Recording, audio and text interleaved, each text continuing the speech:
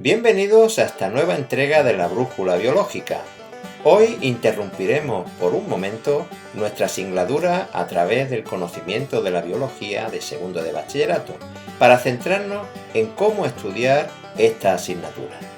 Os traigo para ello una fotografía de la laguna de la Rana Verde, que esperemos pronto se encuentre tan llena como está ahí.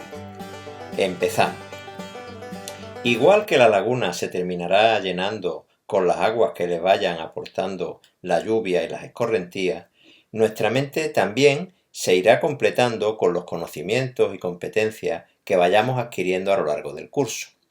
Pero eso necesita de una forma, de un procedimiento para hacerlo. Y estudiar biología se enmarcaría en un marco más amplio que es estudiar en general. Por tanto, vamos a ver cómo estudiar. Bien, lo primero que hay que saber es que aprender o estudiar no es algo secundario en el proceso de aprendizaje. No son primero los conocimientos a cualquier precio y después aprendemos a estudiarlos, sino que son dos procedimientos que van paralelos. Se aprenden conocimientos, se aprenden destrezas, se estudia y se aprende a estudiar mientras se estudia.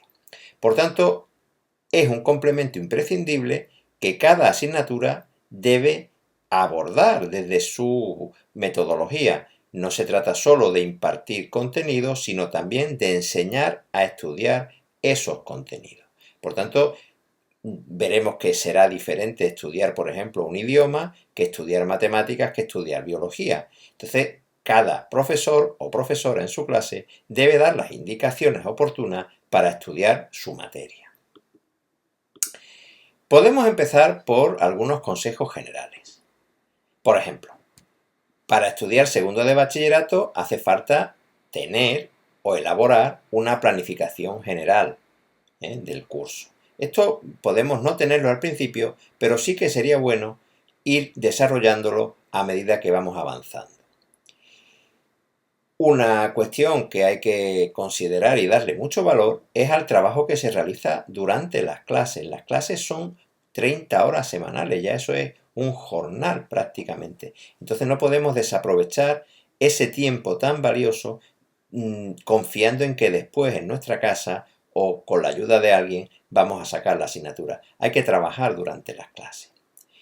Otra cuestión que hay que también tener presente es que no podemos explicar algo si no la comprendemos previamente. Se comprende y después se explica. Yo no puedo explicar algo que no comprendo. Por tanto, no se trata de aprender como un papagayo párrafos enteros o textos sin saber de qué estamos hablando. Hay que comprender y después explicar. Después, algo que considero de mucha importancia para esta asignatura y para cualquier otra tarea intelectual en la vida es expresarse bien de forma escrita y también de forma oral, porque cada vez más los instrumentos de evaluación van por ahí.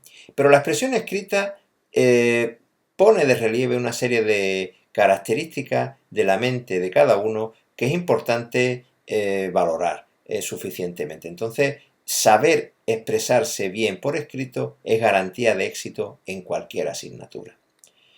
Seguidamente, hay que tener en cuenta también que esto es una labor que se desarrolla a lo largo de un curso entero de 9 meses, 8 o 9 meses prácticamente, y no es la tarea de un fin de semana o de un examen en concreto, es algo que va a largo plazo. Y por último, un elemento fundamental para cualquier estudiante es valorarse a sí mismo, tener la sensación de que es capaz de desarrollar toda su plenitud con una materia. Esto que llamamos autoconfianza. No nos vale de mucho el pensar que somos incapaces, que no estaremos a la altura, que esto es muy difícil. Sin embargo, encarar cualquier empresa con la suficiente confianza también es una garantía de éxito. Pero dediquemos a cada apartado un momento específico para su desarrollo.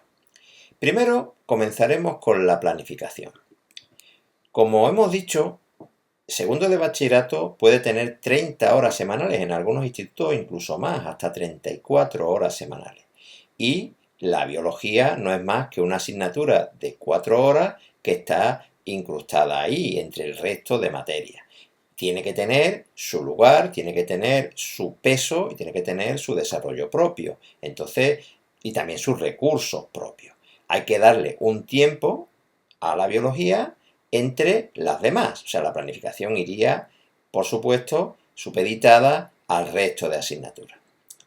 ¿Qué es lo que ocurre en segundo de bachillerato? Pues que es un curso muy especial, porque tiene unos contenidos que ya son suficientemente complejos y abstractos. El curso dura menos que los demás cursos, prácticamente un mes menos, acaba a final de mayo, y finalmente va a culminar con unas pruebas externas que constituyen la PEBAO, las pruebas con las que se juega uno o una mucho de la nota que va a tener para acceder a determinados grados y carreras. Entonces es un curso verdaderamente singular.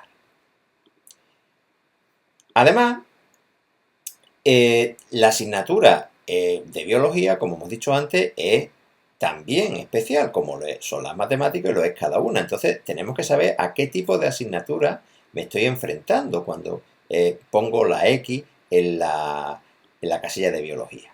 Bueno, pues la verdad es que se me ha ocurrido todo esto para describirlo, ¿no?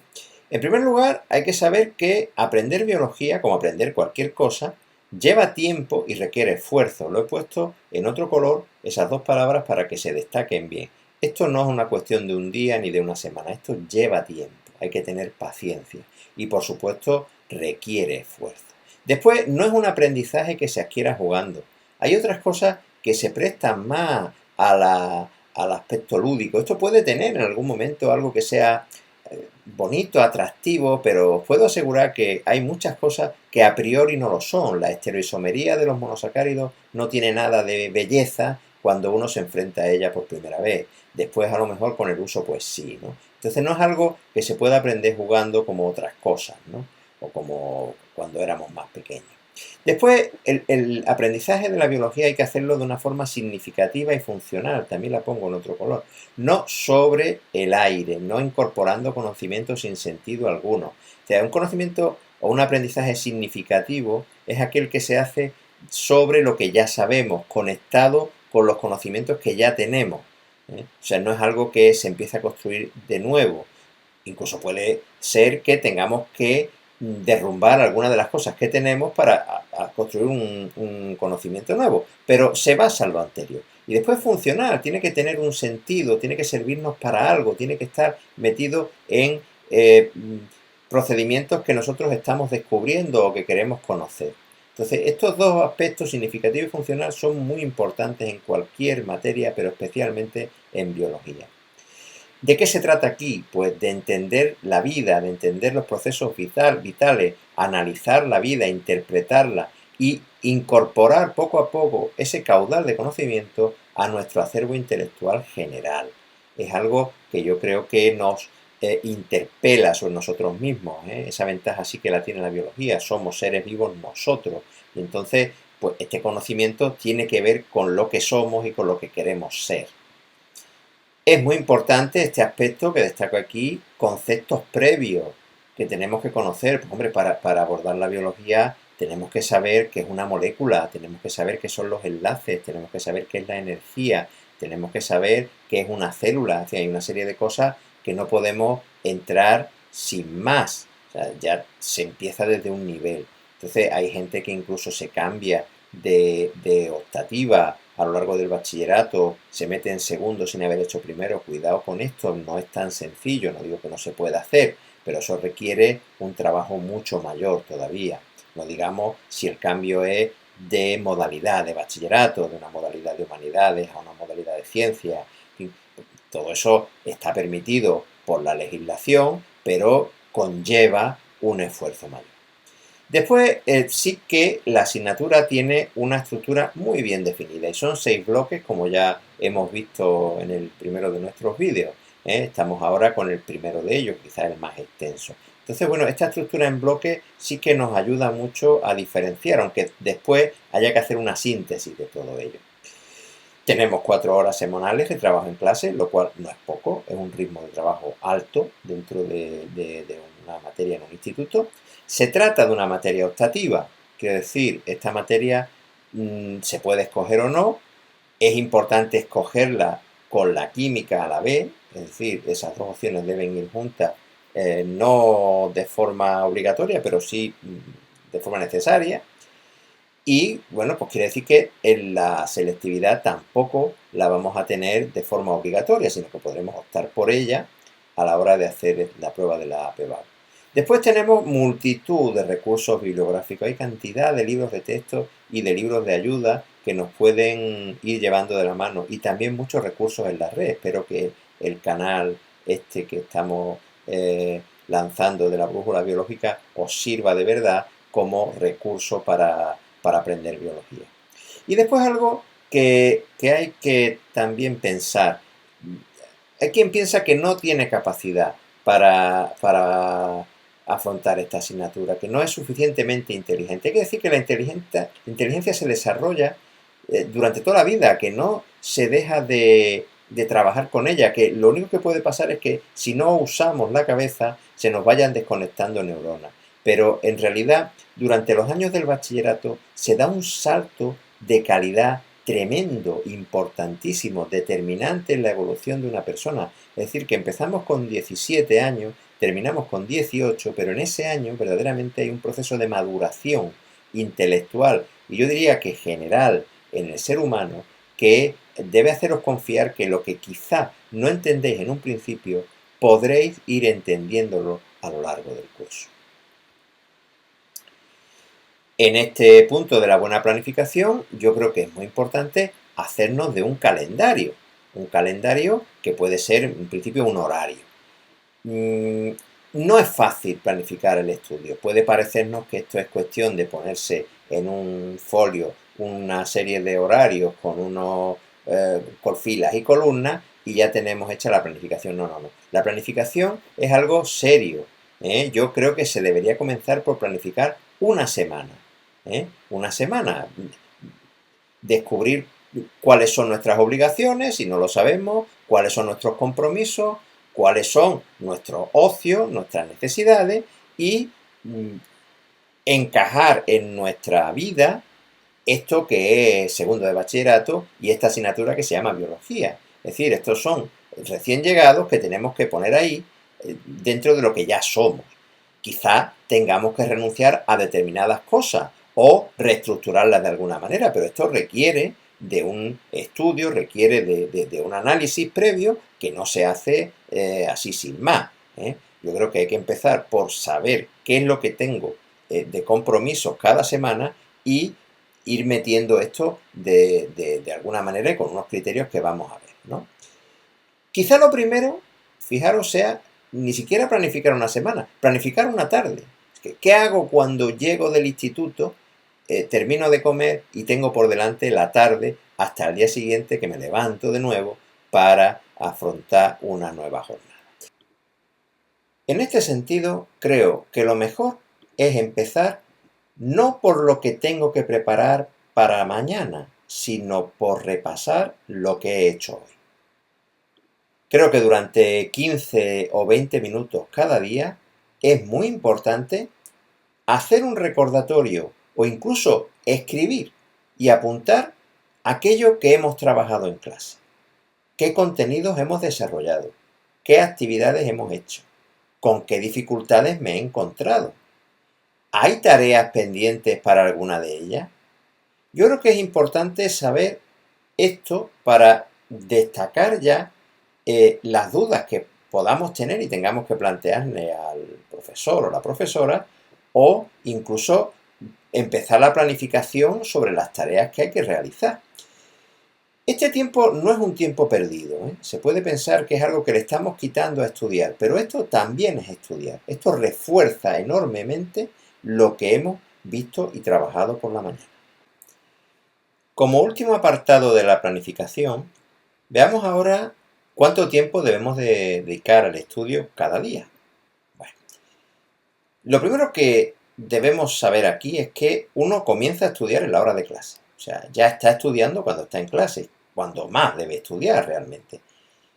Pero ya en segundo de bachillerato no va a ser suficiente con el trabajo en clase, va a haber que trabajar en casa. Entonces, eso va a depender de cada persona. Las necesidades varían de unos a otros, no somos iguales en esto. No se nos dan igual todas las materias, habrá materias a las que deberemos dedicarle más tiempo que a otras. Esto lo tiene que ir descubriendo cada uno en su caso. Sí, es recomendable tener una media de 2 a 2 horas diarias de estudio, como ritmo medio, lo que nos dé aproximadamente pues 10-15 horas semanales. ¿Eh? En estas 2 o 2 horas y media que se indican hay que incluir estos 15-20 minutos que acabamos de señalar en el apartado anterior dedicados a repasar lo que se da cada día. Claro, cada semana puede variar, puede haber compromisos, puede haber situaciones que nos hagan que no tengamos ese ritmo tan fijo. Entonces, bueno, sí que es conveniente, en este caso, saber que al final te tiene que dar esta media de 10 o 15 horas, que no lo puedo hacer una tarde, pues tendré que estudiar un sábado, que dejo el sábado libre completo, tendré más que cargar las tardes. Entonces, el trabajo de cada asignatura sí que es necesario que se revise de forma obligatoria. Si tenemos 8 asignaturas, tenemos que ver semanalmente un resumen de lo que hemos trabajado en esa asignatura durante las clases y durante nuestras propias horas de estudio. Hay que dedicarle a cada asignatura su espacio a lo largo de la semana. Habrá materias que tengamos que dedicarle más por su complejidad o por cómo están planteadas o por nuestras propias necesidades y a otras que le tengamos que dedicar menos. Pero a todas tenemos que dedicarle un espacio. En lo relativo a las clases, considero que es una parte esencial en el estudio de cualquier asignatura. Lo primero porque en clase nos pasamos la mayor parte del tiempo, como mínimo 30 horas a la semana, como hemos dicho en algunos sitios hasta 34. Entonces, si a eso le sumamos lo que hemos dicho anteriormente del trabajo individual de 10 a 15 horas, resulta que vamos a tener semanalmente un estudio de hasta 45 horas. Eso es mucho más que lo que hace cualquier trabajador hoy en día en un país desarrollado. O sea, si de verdad aprovecháramos las 45 horas semanales que le tenemos que dedicar al estudio, aprobamos segundo de bachillerato y una licenciatura en lo que sea. De manera que hay que darle mucha importancia al tiempo de clase. Es un horario muy extenso donde además está el profesor o la profesora que tengamos. Es decir, por eso pongo aquí, se debe exprimir este tiempo al máximo. Tenemos la posibilidad de preguntar, de compartir información, de resolver dudas. Es un momento muy especial que después no voy a tener tan fácil cuando me encuentre en la soledad de mi cuarto. Esto va a depender mucho, claro está, de cómo se plantee este trabajo en clase por parte de ese profesor o de esa profesora. No va a ser lo mismo una metodología que otra. Pero en cualquier caso, la actitud de un alumno, en principio debe ser la de escuchar lo que me tienen que decir allí. Y también la de participar. Normalmente nos van a invitar a participar, a hacer ejercicio, a decir cosas, a compartir lo que nosotros podamos saber y de luego a aportar. Siempre estos 4 verbos, estas 4 acciones son de carácter general para cualquier clase. Entonces lo primero es tener una actitud de escucha, no estar distraído. En las horas de clase tienen que ser horas completas de estudio, lo mismo que las otras que hemos dicho, las de casa. O sea, no es estar 2 horas o 2 horas y media en el cuarto, pendiente del móvil o de que tengo que levantarme a ir al frigorífico. Son horas que hay que aprovechar al menos al 90%, si no, en vez de 2, pues habrá que utilizar 3. O sea, se trata del rendimiento que le saquemos a cada hora. Soy consciente de que las clases son duras, de que es difícil estar en clase todos los días, desde las 8 hasta las 2:30, que tenemos sueño, que nos cansa esa sucesión de primero una asignatura, después otra y después otra, cada uno con su rollo. Pero tenemos la capacidad para afrontarla. Tenéis ya capacidad para afrontarla. Sois mayores, habéis madurado y no podéis decir que no estáis preparados. En segundo de bachillerato hace falta ya una madurez que tenéis y podéis perfectamente acometer ese ritmo de trabajo. Este apartado, que llamo primero comprender y luego explicar, da una serie de consejos, yo creo que de mucho valor para tener éxito en el estudio de biología y yo diría que de cualquier materia. A ver, primero comprender y luego explicar, en biología es que no puede ser de otra forma. No podemos meter datos en la cabeza sin sentido, de cualquier forma, desordenadamente, acumulándolo en una especie de serie estratigráfica infinita que no nos dice nada. No, tenemos que comprender lo que estamos estudiando y luego tenemos que tratar de explicar eso que hemos aprendido. Por lo tanto, el orden es ese, comprender y luego explicar. No se puede explicar lo que no se comprende. Yo por lo menos soy incapaz de hacerlo. Y a esa conclusión hay que llegar lo antes posible. Hay un salto que hay gente que todavía no ha dado, no digo a vuestra edad, pero sí antes, y es que es verdad que se aprende a leer pronto. A los 6 años, los niños pequeños, las niñas ya leen. Pero es que el salto posterior, que es aprender leyendo, ya no lo da todo el mundo. Todo el mundo sabe leer, pero no todo el mundo aprende leyendo. O sea, la lectura es importantísima para el aprendizaje. Y a leer se aprende leyendo también. Quiero decir que es un camino de ida y vuelta.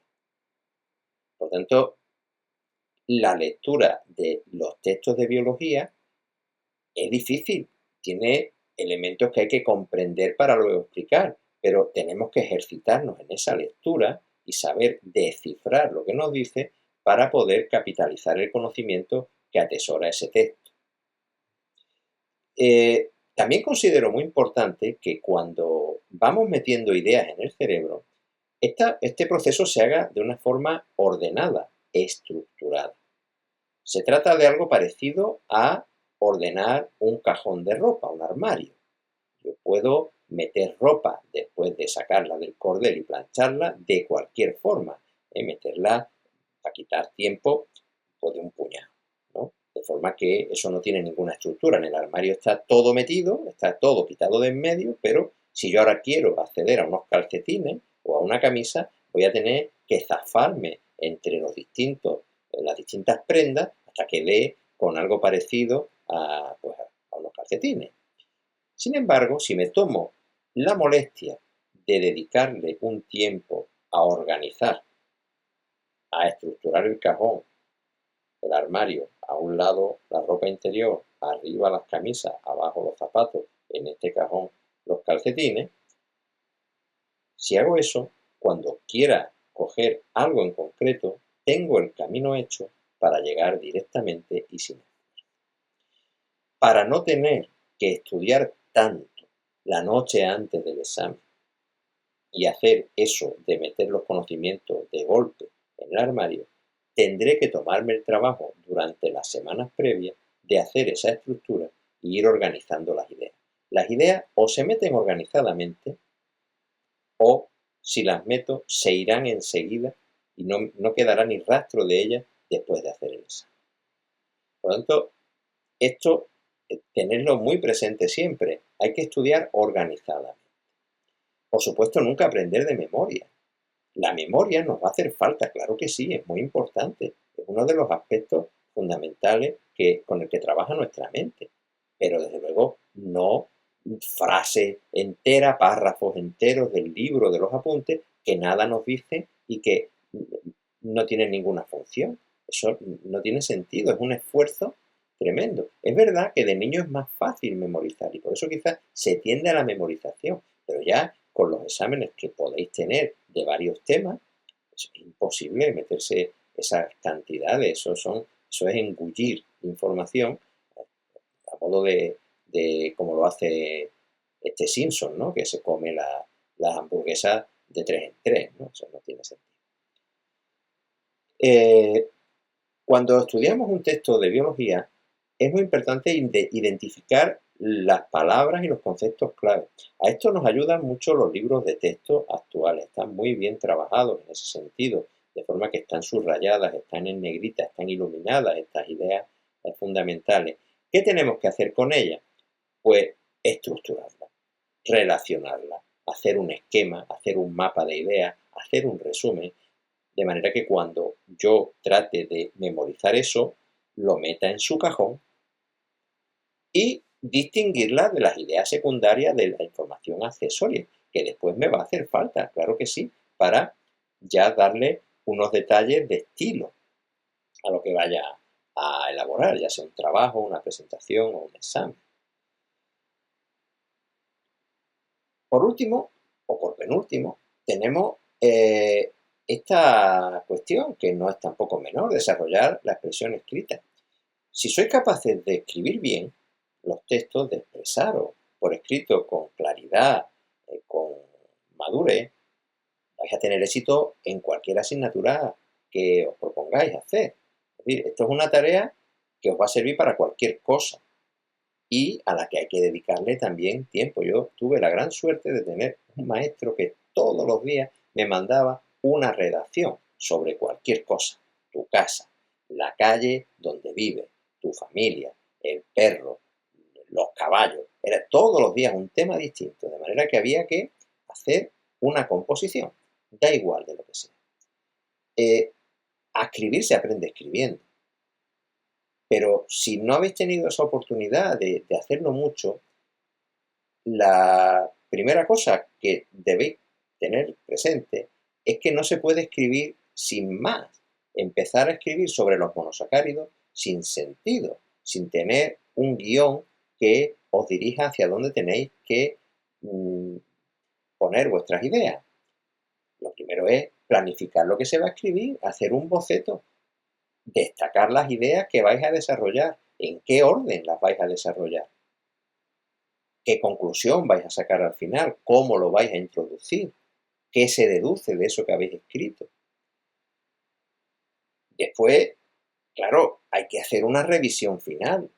Es muy importante que en lo que escribí, pues no haya faltas de ortografía, el estilo sea el correcto, tenga sus comas, sus paradas, sus signos de puntuación ordenados, que la presentación sea buena, que tenga márgenes, todos esos detalles. Pensad que lo que escribí refleja una radiografía de vuestra mente. Es decir, si nos preocupamos mucho por nuestra imagen, por si vamos bien vestidos, por si vamos presentables, mucho más nos tendría que preocupar lo que refleja nuestra personalidad a través de un escrito. O sea, cuando yo escribo algo, estoy diciendo mucho de mí mismo, bueno y malo. De forma que cualquier profesor o profesora que corrija mis textos escritos, mis exámenes, va a ver mucho más allá de lo que yo le cuente sobre las células, los monosacáridos o la replicación de la ADN. Es necesario hacerse la idea de que estamos ante una actividad que se desarrolla a lo largo de muchos meses.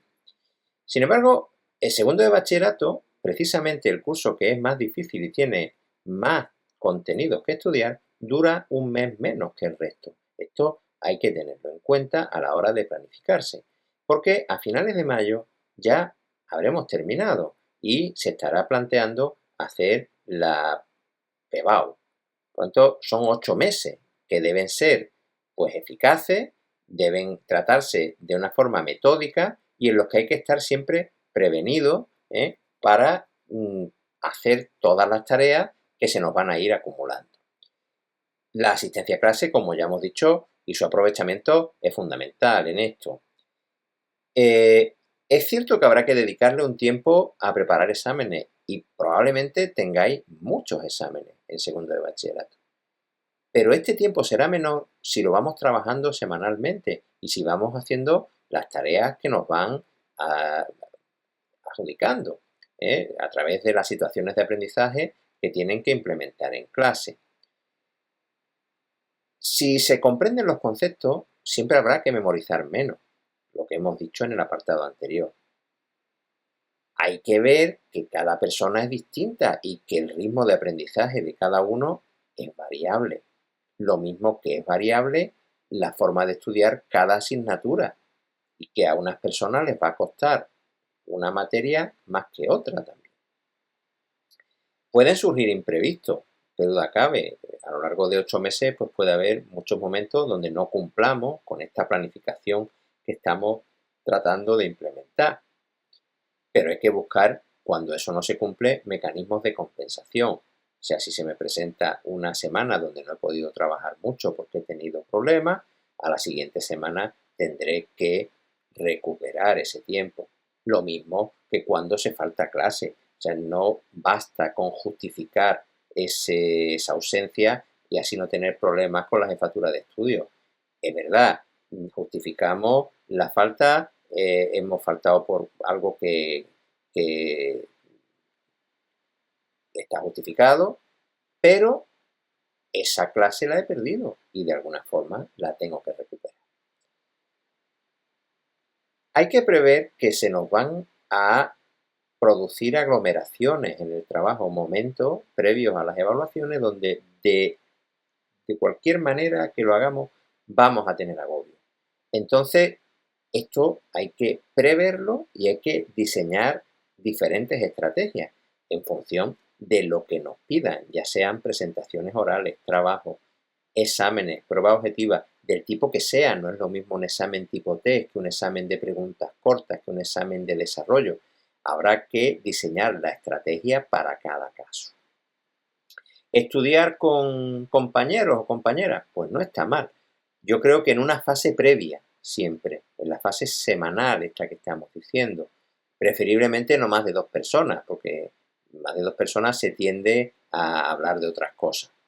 Y es importante lo que yo llamo hacer un análisis discursivo del tema que se estudie, es decir, empezar desde el principio, ir desarrollando, ir viendo ir discutiendo lo que tenemos, ¿eh? Porque 4 ojos ven más que 2. Entonces, entre 2 personas se puede hacer ese análisis de lo que hay que estudiar y desde ahí, pues, resolver dudas o sacar dudas que haya que preguntar al profesor o a la profesora. Yo pienso que el estudio final es mucho mejor hacerlo en solitario. Antes de pasar a la resolución del examen de biología que os proponía en el vídeo anterior, no quisiera dejarme atrás un apartado que creo también tiene su peso en todo lo que estamos hablando hasta ahora, y es desarrollar la autoconfianza. Es cierto que habréis visto ya al comienzo de este curso de segundo de bachillerato que se incrementa mucho la dificultad de las materias y de los contenidos. Claro, estos son más abstractos, son más cantidad, son más complejos y puede llevaros a tener pensamientos de que no sois capaces, de que no estáis preparados, de que esto os viene grande. Bueno, considerad también que en paralelo vosotros estáis en un momento de crecimiento intelectual preferente. Quizás desde que comenzó el bachillerato ya lo estabais, pero la experiencia me dice que este paso que hay desde los 17 a los 18 años es capital, es esencial.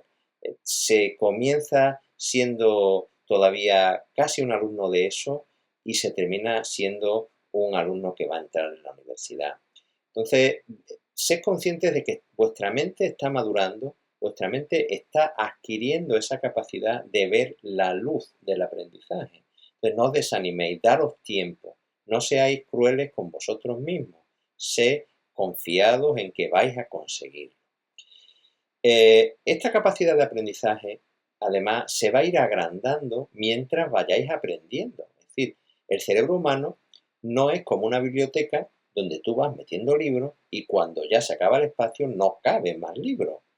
Al contrario, el cerebro humano es un órgano que con su uso se hipertrofia, es capaz de asimilar todavía más. Tiene una retroalimentación que llamamos positiva. Cuanto más vamos usándolo, más información le va cabiendo, porque nuestras neuronas al final lo que hacen es efectuar conexiones. Cada una de ellas puede hacer hasta 10.000 conexiones distintas con otras neuronas. Fijaros la cantidad de redes, de caminos que van a ir haciendo en cada cosa que aprendemos. Es algo realmente maravilloso. Entonces nosotros cuando nos dedicamos a aprender cosas, lo que estamos es como en una carretera, que es una autovía, que estamos allí pues echando grava, estamos metiendo el alquitrán, matando la máquina que la apisona, después vamos metiendo las rayas de la pintura y vamos generando caminos. O sea, nosotros al estudiar estamos haciendo caminos en nuestra mente. Pero si no hacemos camino, evidentemente no vamos a tener nada. O sea, al hacer camino, se hace camino al andar, ¿no? Decía Antonio Machado, pues aquí nada más cierto que esto. Vamos aprendiendo y al aprender vamos aprendiendo a aprender y vamos mejorando nuestra capacidad de aprendizaje. Desde luego, cuanto más veces realizamos esos recorridos neuronales de ida y vuelta, pues mejor se van afianzando los conocimientos que sustentan. Yo, antes del examen, os diría lo siguiente.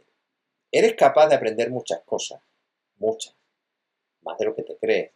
Solo necesitas tiempo y esfuerzo. También apoyos externos, es verdad, esos vienen muy bien. ¿eh? Está muy bien tener profesores y profesoras extraordinarios, tener libros, tener recursos, pero no olvides que el principal protagonista de tu aprendizaje eres tú mismo y que tú eres capaz de saltar incluso cuando los profesores no somos buenos, incluso cuando no tienen los recursos que son necesarios. Tú eres el principal protagonista de tu aprendizaje. Yendo ya al examen que os proponía en el vídeo anterior, tengo que decir, en primer lugar, que siempre que hagáis una prueba objetiva del tipo que sea, es conveniente que la leáis primero por completo y que decidáis por dónde es mejor empezar. Yo normalmente siempre comienzo por lo que me sé mejor y dejo para el final aquellas preguntas que me van a hacer pensar o reflexionar durante más tiempo. Pero bueno, una elección de cada uno. Eh, en cualquier examen de biología es conveniente ser conciso. No se trata de hacer quiebros literarios o utilizar adjetivos recargados. Eh, el profesor o la profesora agradecerá mucho que se sepa resumir bien lo que hay que decir, que se sepa esquematizar. Entonces, no digo que no haya que saber expresar las cosas con estilo y con arte, pero hay que ir a lo concreto. Si abordamos en la primera pregunta, por ejemplo, aquí os he puesto en rojo las soluciones, bueno, pues nos habla de un problema en un medio sanguíneo donde se ha producido un aumento de la acidez. Nos pregunta que cuál sería la solución que aportaría el organismo para reequilibrar esa situación hacia un pH neutro. Bueno, sabemos que la respuesta a este asunto se encuentra en el tema de las sales minerales, concretamente las sales minerales disueltas, y que una de las propiedades que tenían algunas de ellas era que eran capaces de intervenir en estos procesos ácido-base y de equilibrarlos. Entonces, la primera respuesta sería, pues, esto utilizaría las soluciones tampón o buffer. Sabemos que hay dos, el tampón bicarbonato y el tampón fosfato. Como habla de la sangre, el tampón bicarbonato actúa precisamente en este medio. Entonces, sería el tampón bicarbonato.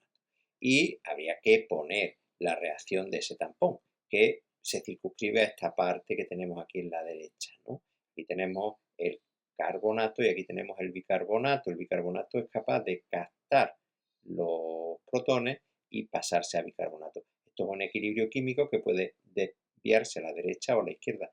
En este caso, como el medio es ácido y tenemos mucha cantidad de hidrogeniones, la reacción irá hacia la izquierda. Había que ponerle aquí esto en grande, este pico de la flecha hacia allá. En la reacción iría desde aquí para acá quitando hidrogeniones. Al quitar hidrogeniones baja su concentración y sube el pH, desde ácido hasta neutro. ¿Qué pasaría si este problema nos lo encontráramos en la célula? Pues que actuaría el tampón fosfato, que sería parecido a este, pero en vez de con bicarbonato y con bicarbonato y carbonato, pues sería con fosfato y con fosfato ácido. No hace falta poner dicha reacción. En cuanto a la segunda pregunta, esperad que lo ponga un poco. Bueno, pues la segunda pregunta es más fácil todavía. Nos da un cuadrito en el que tenemos que resolver o completar el tema de los tipos de bioelementos que existen. Sabemos que hay tres, los bioelementos primarios, que son esos 4 más 2, ¿no? Carbono, hidrógeno, oxígeno, nitrógeno, más fósforo y azufre. Los secundarios, que son un quinteto: magnesio, calcio, sodio, potasio y cloro. Y después aquí nos pone estos símbolos para que pongamos aquí que se trata de oligoelementos. Os encontraréis libros de texto que los oligoelementos los dividen en dos a su vez, ¿no? Los que son esenciales para la vida y los que no lo son. Esto concretamente, estos tres serían no esenciales. Esenciales podría ser, por ejemplo, el hierro, podría ser el manganeso, podría ser el litio. Pero bueno, no es tan importante. En cuanto a la tercera pregunta, os pone este esquema para que lo interpretéis. Bueno, pues esto salta a la vista que es un tema de proceso osmótico, ¿no? Donde tenemos una solución aquí que está más diluida y una que está más concentrada, ¿no? Entonces el agua va siempre de la que está menos concentrada a la que está más, es decir, de medio hipotónico a medio hipertónico. Vamos a corregir aquí esto. Bien, si esto ocurriera, o sea, si esto fuera un glóbulo rojo que se encuentra en un medio, o sea, el glóbulo rojo fuera hipotónico con respecto a su medio, ¿qué le pasaría? Pues claro, si es hipotónico, el agua va desde el hipotónico al hipertónico, por tanto, perdería agua, se deshidrataría y se daría un proceso que se llama crenación, el corrector. El contrario sería pues una hemólisis, ¿no? Si fuera que está en un medio hipotónico, él es hipertónico, el glóbulo rojo, pues entonces entraría agua y explotaría, ¿no? Sería lo contrario. Bien, la siguiente pregunta es identificar estas moléculas en este cuadro. Aquí tenemos el carbonato de calcio, que es una sal mineral, es una sal no disuelta, ofrece dureza y su función biológica es formar estructuras de protección, como pueden ser las conchas, por ejemplo, conchas, espículas, caparazones, ¿no? Esto pues salta a la vista que es un monosacárido, concretamente es la glucosa. Yo empezaría de mayor a menor en la clasificación: glúcido, monosacárido, glucosa.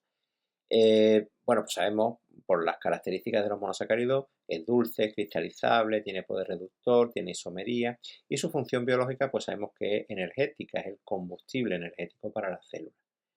Esto es la quitina, pues la quitina es un polisacárido, es flexible y da protección y tiene una función estructural, forma parte de los esqueletos de artrópodos y también de la pared celular de los hongos. El último es la sacarosa. Sacarosa sabemos que es un disacárido. Bueno, sabemos que es glucosa más fructosa, podemos añadirle aquí, ¿no? Glucosa más fructosa. Sabemos que es dulce, que es cristalino, es el azúcar de mesa, ¿eh?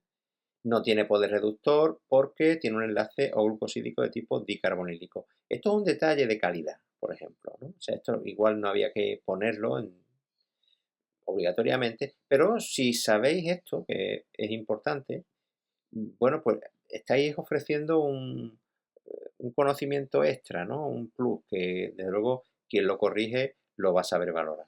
¿Cuál es la función de la sacarosa? Pues también es una reserva energética, no la vamos a poder quemar directamente, pero sí en cuanto se desdoble en glucosa y fructosa, cada una de ellas va a poder ser integrada en el metabolismo celular. Tenemos que comparar en el quinto el almidón y la celulosa. Bueno, pues sabemos que el almidón nos pregunta por la composición, pues son glucosa, el enlace es alfa 1,4, después nos lo vuelve a preguntar aquí, no pasa nada, pero son cadenas de glucosa y la celulosa también son cadenas de glucosa. Bueno, yo le he añadido lo del enlace, aunque después viene. Son distintos tipos, ¿no? El enlace alfa se va a poder degradar por nuestras enzimas digestivas, el enlace beta no, como ya vimos. ¿Cuál es la estructura del almidón? Bueno, pues el almidón sabemos que tiene dos componentes: la amilosa, que son cadenas helicoidales sin ramificar, y la amilopectina, que sí son cadenas ramificadas, ¿vale? Y la celulosa, pues son agrupaciones de cadenas de glucosa, vamos a decir, ¿eh? Que se llaman micelas y que están unidas por puentes de hidrógeno, dichas micelas, ya sea intermoleculares o intermoleculares, intercatenarias. Luego forman microfibrillas y fibras, que después se impregnan de otros materiales. El dichoso corrector. Se pueden impregnar de hemicelulosa, de pectina o de lignina. El tipo de enlace ya lo hemos visto, alfa 1,4 en almidón, beta 1,4 en la celulosa. La función del almidón en reserva energética en vegetales, recordad que en animales era el glucógeno, y en celulosa es estructural, forma estructura. ¿Dónde se localiza el almidón? Pues en los plastos, formando gránulos preferentemente. ¿Dónde se encuentra la celulosa? En la pared celular vegetal. Después tenemos, argumenta sobre el hecho de que los animales formen glucógeno como reserva energética y no almidón, y justificar también que no sea la glucosa la propia sustancia de reserva. Bueno, esto hablamos también en el último vídeo. Los animales requieren más energía fundamentalmente por su movimiento, ¿no? Y al requerir esa energía es necesario disponer de ella de inmediato. Una molécula como el glucógeno, que es mucho más ramificada, que tiene ramificaciones cada 8 o 10 unidades de glucosa, pues la puedes desmontar desde varios frentes, mientras que el almidón, que tiene ramificaciones cada 30 unidades, pues es 3 veces menos, o sea, son 3 veces menos de espacio para poder cortar a esa molécula en glucosa. Al final, lo que quema el organismo, lo que utiliza la célula es la glucosa. Y la glucosa la tenemos ahí metida, bien en glucógeno, bien en almidón, porque no podemos tenerla suelta. Es la respuesta a la segunda parte de la pregunta, porque nos generaría presiones osmóticas. Entonces hay que sacarla de esa molécula. Y si tenemos un requerimiento urgente porque nos movemos, es más fácil tener varios sitios de donde nos la puedan suministrar. Entonces el glucógeno es un mejor suministrador de glucosa. Por último, teníamos una molécula que había que desgranar, ¿no? En sus partes. Nos preguntaba por la alfa-D glucopiranosa, ¿no? Se preguntaba qué era alfa, qué era más, qué era D, qué era piranosa. Bueno, muy sencillo. Alfa pues hace referencia a la isomería del carbono anomérico de la glucosa. El carbono anomérico era el que resultaba de la ciclación con el enlace hemiacetal. Si estaba en posición trans, es decir, el OH hacia abajo, era alfa. La glucosa es alfa. La fructosa, por ejemplo, es beta, tiene el OH hacia arriba. En posición trans con respecto al carbono 6. Es decir, que si el carbono 6 está hacia arriba, el OH del carbono anomérico está hacia abajo. En el caso alfa, en el caso beta, los dos hacia arriba. ¿Qué significa más? Bueno, pues significa que tiene actividad óptica y es capaz de desviar el plano de la luz polarizada. ¿Hacia dónde? Pues como es más, hacia la derecha, en el sentido de las agujas del reloj. Y D, pues D hace referencia a la estereoisomería general de la molécula. Cuando teníamos varios carbonos asimétricos, como es el caso de la glucosa, nos íbamos al último. El último carbono asimétrico es el quinto carbono. Bien, pues ese quinto carbono tiene el OH hacia la derecha, como lo tiene hacia la derecha es D, si lo tuviera hacia la izquierda sería L. ¿Y qué es piranosa? Bueno, piranosa es el resultado geométrico de la ciclación. A veces cuando se produce la ciclación en un monosacárido nos da un hexágono que nos recuerda al pirano, le llamamos piranosa.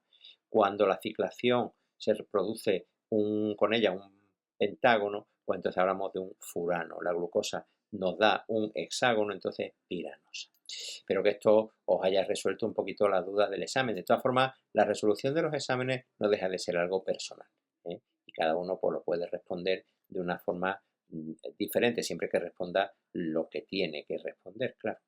Bien, pues hasta aquí esta nueva entrega de la brújula biológica.